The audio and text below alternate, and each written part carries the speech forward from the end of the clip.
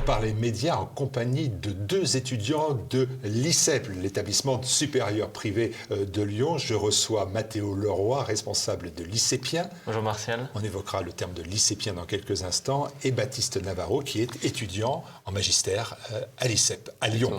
Messieurs, bienvenue à Paris tout d'abord. Et pouvez-vous nous rappeler en quelques mots ce qu'est l'ICEP? Finalement, quelle est sa finalité? Je te laisse présenter.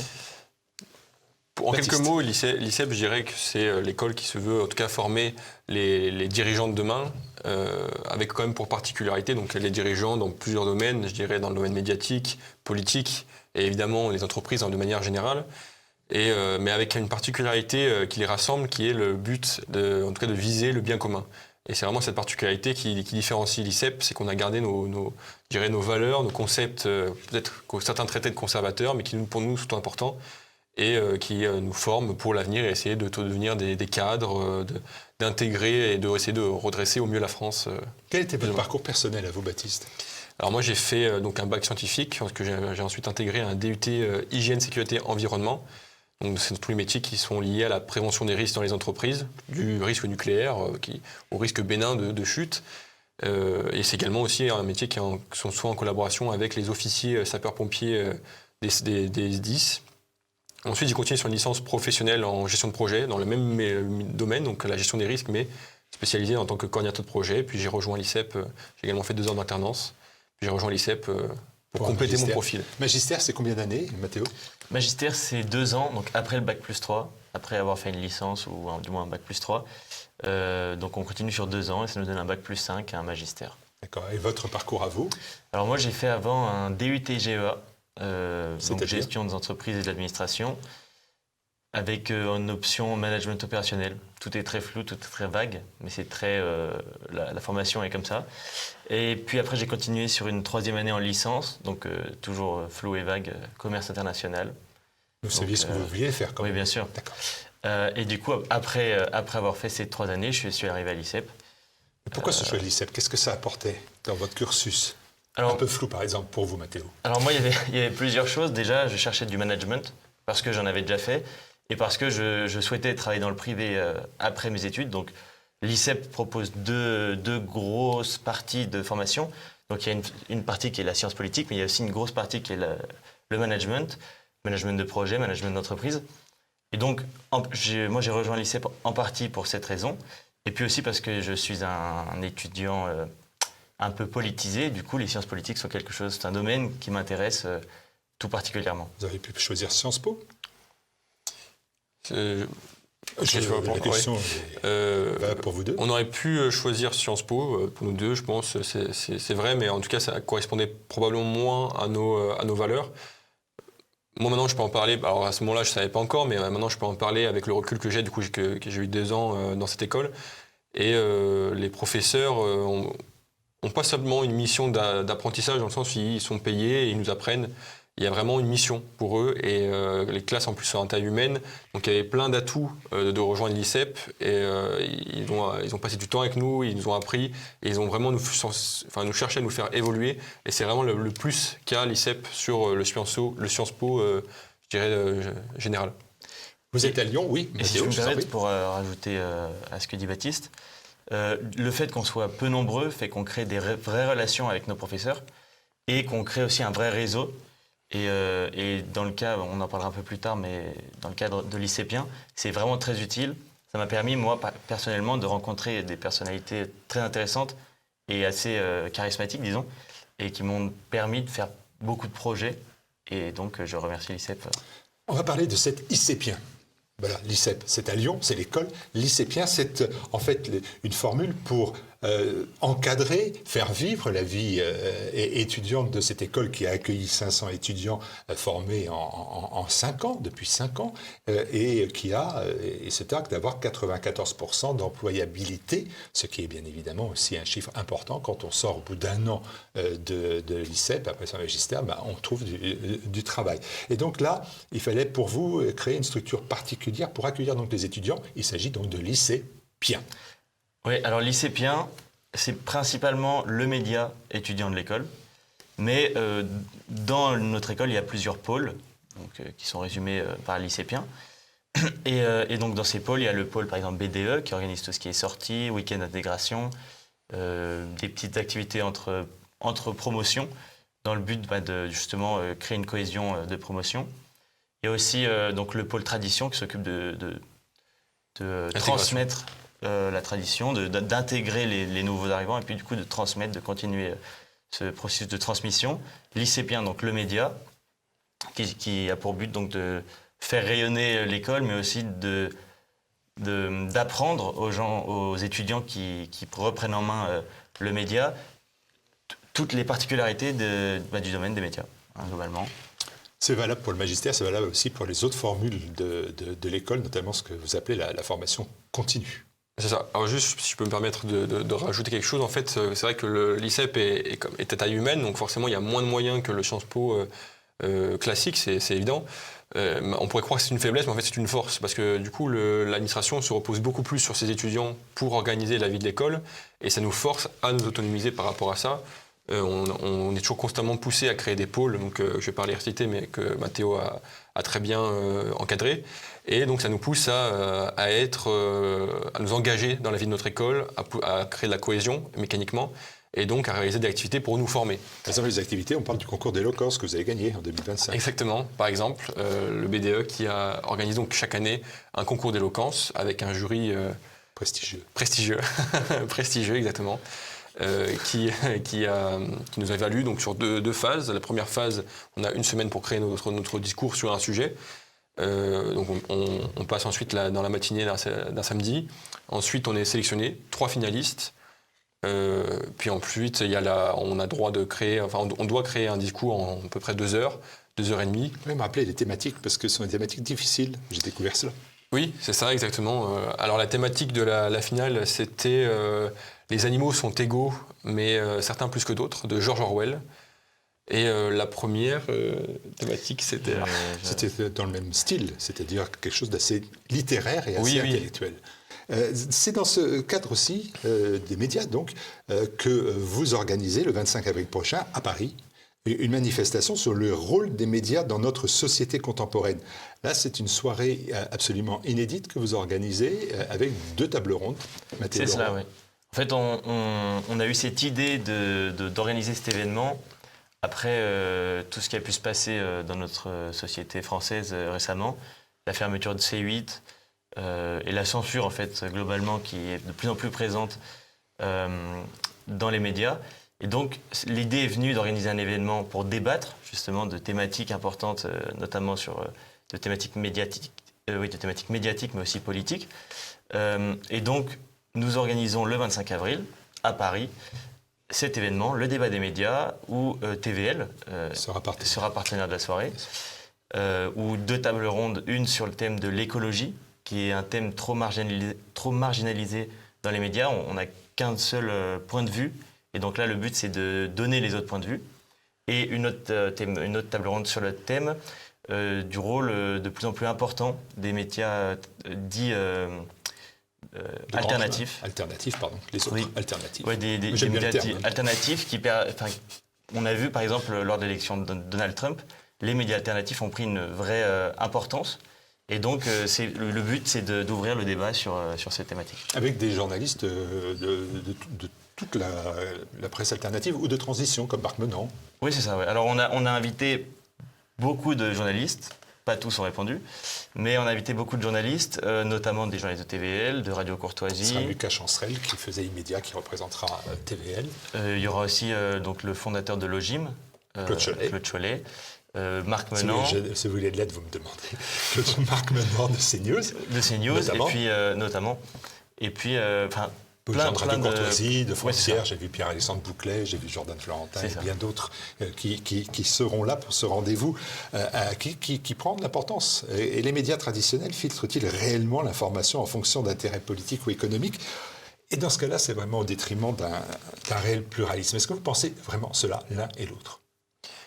Concernant, évidemment qu'il y a un filtre économique, puisque de toute façon, nos médias sont plus indépendants, puisqu'ils sont subventionnés en grande majorité, sinon ils ne seraient plus viables, tout simplement. Donc forcément, quand on ne va pas mordre la main qui nous donne à manger, c'est simple. Et puis en plus, je pense qu'il y a aussi une vraie idéologie derrière, comme vous dites, un intérêt politique, c'est évident. Aujourd'hui, je sais plus, je connais plus les statistiques, mais je crois que 98% des journalistes votent Jean-Luc Mélenchon. Ça, il y a une vraie prise d'importance de ce parti, en tout cas, dans ces écoles-là. Et donc, il y a une idéologie, en fait, ces personnes-là sont tout simplement des militants, et ils feront tout, et on l'a vu d'ailleurs, par exemple, avec les juges, avec Marine Le Pen, ils feront tout, il n'y a pas forcément d'ordre qui vient de là-haut, hein. C'est juste, ils feront tout pour essayer de nous empêcher de parler, de nous empêcher de nous présenter en politique, etc. Et pour eux, en fait, comme ils sont dans leur petit milieu, c'est une course à qui sera le plus bien pensant, qui pourra empêcher l'extrême droite, le chevalier blanc, qui pourra empêcher l'extrême droite, ou simplement la droite aujourd'hui en réalité, hein, mais d'arriver au pouvoir ou d'arriver à parler à tout le monde. Et donc ils agissent au maximum de leur pouvoir. Et Mathéo Leroy, pourquoi les grands médias donnent-ils si peu de place finalement aux voix dissidentes et aux experts alternatifs, notamment sur les sujets que vous avez évoqués, c'est-à-dire la géopolitique ou de l'écologie? Qu'est-ce que ça leur coûte globalement? Est-ce que c'est vraiment un interdit ou est-ce que c'est eux qui s'autocensurent? Alors ça, c'est une vraie question, mais il y a quand même une idéologie bien pensante qui est dominante, et donc on pense, hein, enfin moi personnellement je pense très sincèrement que le but c'est de ne pas brusquer, le but c'est de faire régner la doxa entre guillemets, hein, et puis aussi, ça c'est plus personnel, mais de faire peur. C'est-à-dire que on voit dans les médias, dès qu'il y a une prise de parole, prise de position, elle a pour but de faire peur à la population, et ça c'est quelque chose qui est quand même très important au quotidien dans les médias d'aujourd'hui. Et donc c'est sûr que les points de vue divergents ne sont pas écoutés, sauf dans certains médias, justement les médias alternatifs, qui permettent à ces visions divergentes de donner leur avis. On peut voir ça avec TVL, avec le Bistro Liberté, qui permet de donner la parole à tout le monde. Et ça, c'est quelque chose qui sera débattu le 25 avril, parce que c'est une thématique qui est très importante. Face à la méfiance croissante du public des médias traditionnels, ont-ils encore la légitimité de s'exiger ou de s'ériger en arbitre de la vérité? Est-ce qu'ils en ont encore la capacité? Oui, je pense qu'aujourd'hui, ça dépend des générations. Aujourd'hui, les nouvelles générations ont tendance de plus en plus à se méfier quand même, surtout avec l'arrivée des médias, comme vous dites, alternatifs sur YouTube et sur d'autres plateformes. Mais il y a quand même une génération, la génération notamment de nos grands-parents, qui eux vivent qu'avec ça. Donc c'est pas du tout un reproche, hein. J'aurais été dans le même cas si j'avais été à leur place. Et en fait, ils ont ce même discours répété sur tous les médias. Donc pour eux, c'est un acquis, c'est vrai. Et ils n'ont pas toute cette source d'information qui leur dit bah, là, ils ont menti, là également. Donc aujourd'hui, ils ont une légitimité auprès de certaines générations. Et c'est-à-dire qu'on a encore des années où Le Monde et Libération feront la loi, c'est ça que vous voulez me dire? Sur les points de vue des Français et sur le point de vue du reste de la presse d'ailleurs, parce que le reste de la presse souvent se couche devant la doxa imposée par Le Monde et Libération, entre autres. Alors malheureusement, pour le moment, c'est le cas, mais on voit quand même qu'il y a un vrai changement. L'apparition de journaux, de web journaux, web médias, de chaînes YouTube, même là on voit par exemple avec Frontières qui sort sa propre plateforme, on voit quand même qu'il y a un changement. Il y a un changement de direction qui est en train d'être fait. Et moi, je pense que l'avenir ne sera que meilleur. Et après, comme disait mon collègue, comme il dit, c'est sur YouTube. Malheureusement, pas toutes les générations regardent YouTube. Et on peut le voir aussi avec toute l'importance en fait, de la fermeture de CNews. On ne se rend pas compte vraiment de l'importance de défendre ces chaînes. Parce que peut-être que ce que je dis, c'est C8, mais peut-être que prochainement, ça sera CNews ou d'autres chaînes. Et il y a des générations qui regardent que la télévision, et si on ne défend pas notre pouvoir et c'est notre liberté d'expression sur ces chaînes qui nous soutiennent, eh ben on va perdre une réelle plus-value sur certaines générations. Moi, je comprends bien la réalité de ce débat. Je comprends d'ailleurs particulièrement bien le partenariat de TVL dans cette manifestation. Une question un petit incidente, hein, c'est la conférence, cette manifestation, cet événement, comme vous dites, va se dérouler à Paris. Est-ce que ça marque la volonté d'implanter l'ICEP en dehors de Lyon, ou pas seulement à Lyon, mais aussi à Paris? Alors, il y a eu plusieurs volontés, mais déjà, il faut savoir que l'ICEP est présent à Paris via les formations continues. Donc, c'est un week-end par mois. L'ICEP se déplace à Paris et offre du coup des formations continues. Donc là, en ce moment, il y a une formation sur le thème des élections municipales de 2026 qui arrive. Une formation qui se déroule en 10 week-ends. Il y en a eu une à Lyon et il y en a une à Paris. Mais pourquoi on a décidé de faire cet événement à Paris? C'est aussi parce qu'on souhaitait toucher d'autres personnes que les personnes lyonnaises. Paris, c'est la capitale. Paris, c'est là où tout le monde se rassemble, en France. Et donc, le but, c'était de mettre en lumière notre école à Paris avec un événement d'envergure. Et on espère que ce sera une grande réussite. Alors ça se déroule où et quand? Alors on l'a bien dit, c'est le 25 avril, ça on a bien compris, on ne sait pas l'heure, on sait que c'est à Paris, mais on ne sait pas où. Alors ça se déroule à Paris le 25 avril, rue d'Athènes, entre 18h et 23h. 2 tables rondes. Alors, rue d'Athènes, c'est une grande rue, Oui. Ça doit y avoir un numéro de rue, un nom de salle peut-être? Oui, c'est dans l'amphithéâtre Santorin. D'accord. Donc on retrouve ça rue d'Athènes sans problème? C'est cela. D'accord. Et donc c'est à partir de... À partir de 18h. De 18h et jusqu'à... Jusqu'à 23h. 23h, vous êtes entre jeunes et moins plus. jeunes, et plus. Donc c'est 23h et plus. Même question, est-ce qu'on s'inscrit à l'avance? Oui. Alors, il faut s'inscrire à l'avance. Et pour cela, il y a un lien dans notre biographie Instagram, mais aussi sur les réseaux sociaux de l'ICEP. Et donc, vous achetez vos billets en ligne. Vous aurez aussi l'occasion d'acheter vos billets le jour J. Mais c'est quand même conseillé de réserver à l'avance parce que les places sont limitées. D'accord. Donc on va pouvoir mettre ici en bas le lien sur lequel on peut, appuyer pour cliquer pour acheter les places. Voilà ça. Donc on a les places, on a le lieu, on a l'endroit, on a les intervenants. Ça nous permet de parler un petit peu d'autre chose, par exemple de la suite des événements pour l'ICEP. Premièrement parce que vous quittez l'ICEP, vous êtes en fin de parcours, si j'ose dire. Oui, tout à fait. Est-ce que vous avez trouvé de l'employabilité? C'est le terme que j'ai lu sur l'ICEP, c'est un terme barbare, donc je l'utilise. Est-ce que vous avez trouvé de l'employabilité en ce qui vous concerne l'un et l'autre? Alors pour l'instant, nous on est tous les deux en stage, donc évidemment, chaque élève de notre promotion a trouvé un stage.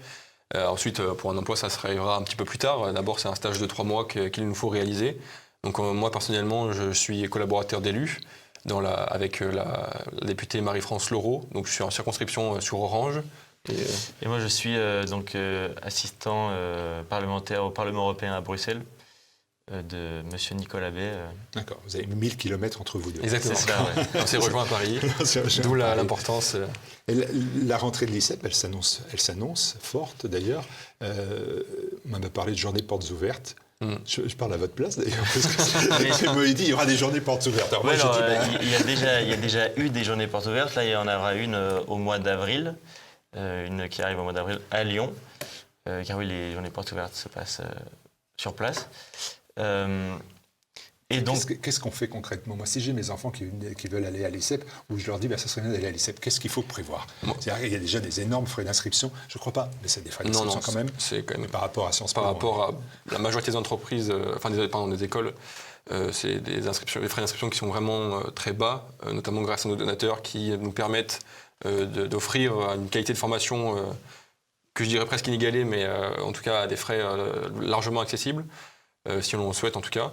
Et puis, donc si vous souhaitez inscrire vos enfants, la première chose que je vous conseille, c'est évidemment de vous abonner à nos réseaux, les réseaux l'ICEP. On partage notre quotidien, on essaie en tout cas de plus en plus à partager notre quotidien. Vous verrez nos stages de cohésion, vous verrez la qualité de nos professeurs, vous verrez également tous nos événements. On parlait tout à l'heure du concours d'éloquence, mais il y en a bien d'autres. Tout ce qu'on organise, le BDE, les CEPIens, etc. Donc la première chose, c'est de vraiment vous imprégner de la vie et vous rendre compte que le prix que vous allez payer, finalement, il paraît vraiment dérisoire par rapport à tout ce que ça va permettre et tout ce que ça va vous offrir. Et la deuxième chose, évidemment, c'est de venir aux portes ouvertes qui sont annoncées sur les réseaux sociaux également. Et puis vous verrez, pour discuter avec des anciens élèves ou des élèves actuels et des professeurs qui pourront vous guider et vous rassurer, parce que je sais que parfois ça peut être peut avoir un peu peur au début de rentrer dans cette école, mais vous verrez, vous ne regretterez rien. Et ceux qui rentrent dans l'école, ils restent. Ça, c'est aussi quelque chose de surprenant, parce qu'il y a des perditions en faculté, n'en parlons pas. Mais ici, globalement, les gens savent où ils vont et sont contents, satisfaits. Ils sont très satisfaits, oui. Si vous me dites le contraire. Moi, si on prend l'exemple de notre promotion, honnêtement, c'est 100% satisfait. Votre promotion qui s'appelait? La promotion Saint-Michel. Saint-Michel, d'accord. Et donc, non, c'était moi, sur le plan personnel, c'est une vraie réussite. J'ai vraiment passé 2 très belles années. Et il n'y a aucun regret, il y a vraiment, vraiment que du bonheur. Le seul regret, c'est qu'on doit la quitter, quoi. Ouais. Et c'est dirigé par, et enfin on aura fini d'en parler. Alors c'est dirigé par... Tout le temps, c'est l'école de Marion Maréchal, je crois pas, non? Non, alors ça a été fondé en 2018 par Marion Maréchal, mais maintenant c'est dirigé par Madame Victoria Pourchet, qui est la directrice la directrice générale de l'ICEP. Voilà, et qui se démène. Qui fait un travail remarquable. Qui fait un travail remarquable. C'est l'occasion de la saluer. Vous voyez, comme quoi on est vraiment en partenariat avec l'ICEP sur cette question de ce débat. C'est seulement sur ce débat que nous sommes, le débat des médias. C'est là où TVL apparaît et apparaîtra, notamment, je vous l'ai dit, parce que Lucas Chancerelle représentera TVL et interviendra au nom de la chaîne. Et on sera ravis qu'il le fasse, parce que c'est lui aussi, la nouvelle génération de TVL qui se profile. Merci à vous. Qu'est-ce qu'on peut vous souhaiter, alors, de plus que ce que vous n'avez? Du monde à votre réunion? Et ensuite, pour vous, Déjà, pour premièrement, du monde à notre événement. une bonne carrière. une belle carrière. Après l'ICEP. C'est ça, oui, du monde, une belle carrière et une vie heureuse. Voilà. Et toujours l'amitié, parce que alors vous continuez tous. C'est vrai qu'on pourra en parler, on n'en a pas spécialement parlé, mais on a ce qu'on appelle rapidement les alumni, tout simplement. C'est les anciens élèves de l'ICEP, et on se réunit régulièrement, deux fois par an en général. Donc pour un week-end et aussi pour un petit périple qu'on fait entre nous, pour garder notre réseau et pour essayer aussi de garder la cohésion et vraiment créer, pas juste nous lâcher dans la nature et créer quelque chose après. Voilà. Eh bien écoutez, merci à vous. Merci à vous. Merci à Au vous. revoir.